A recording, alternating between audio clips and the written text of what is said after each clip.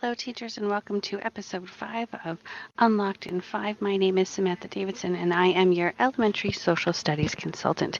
And I'm here today to talk to you about a reading protocol that you can use in your social studies classrooms to help improve reading comprehension, to help improve content, knowledge retrieval, and attainment of information. So, this reading protocol is a close reading protocol, and it works through a number of different ways. Close reading in social studies really involves breaking down the text and breaking down documents that we're working with, primary sources, speeches, those types of things. So if we're looking at whether we're using reading passages that you have located or historical documents or the textbook, incorporating a close reading strategy is going to help your students to improve that reading comprehension as well as gain access to that content. So how a close reading protocol works is that we are going to pre-read or prepare the reading, and we're going to be really activating our prior knowledge so we can begin by discussing what students already know about the topic. We can brainstorm KWL and use four corners as well. So that's kind of step one, is the pre-reading preparation idea behind the close reading strategy.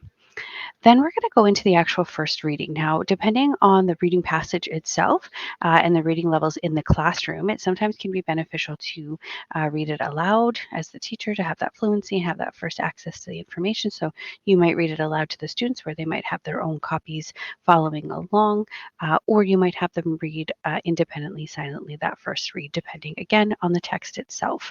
Then we want that to have them during this time, really just getting that overview of what the text is all about. So that first read is all about getting an understanding, maybe underlining or highlighting some of the important information, and we might start to annotate a little bit with stars or check marks if we agree or disagree, some of those symbols that we have there.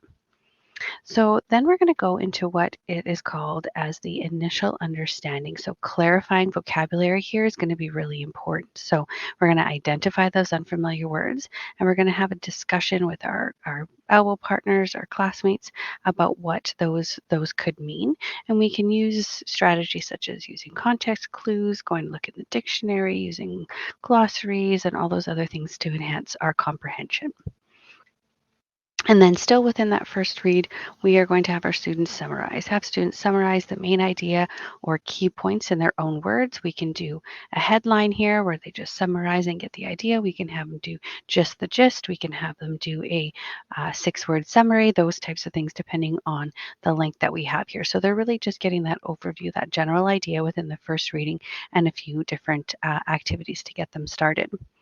Then we're going to move on to the second read. And this is where we're analyzing the text and we're rereading and focusing on the specific sections or paragraphs.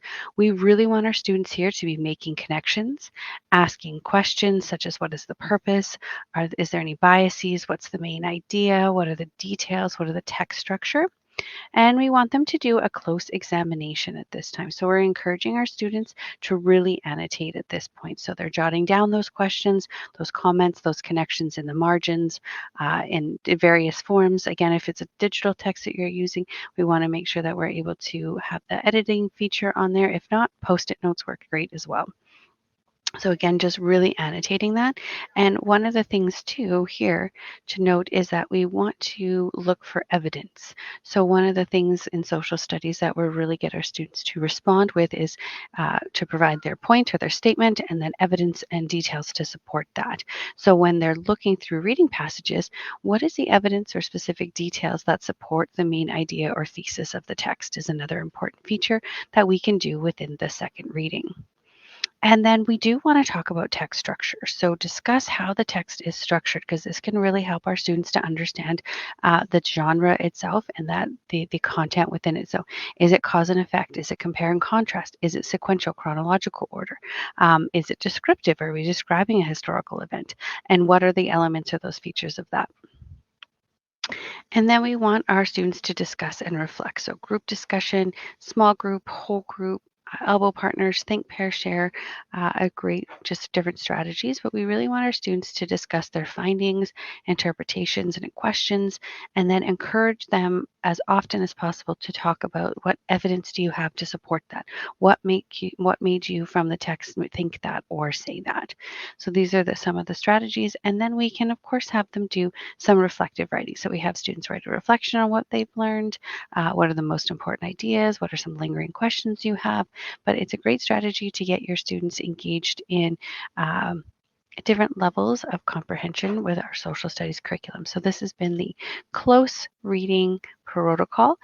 So again, if you have any questions or would like to see this in action or require a few more reading passages or even just access to where the best places are to go get those reading passages, Kayak Magazine is amazing for that. The Canadian Encyclopedia has some great reading passages for you, but please just feel free to email me at samantha.davidson@ecsd.net or send me a Teams message. I would be happy to come out and model these strategies for you or chat with you to create some planning or lessons in your classroom. Thanks so much. Have a great day.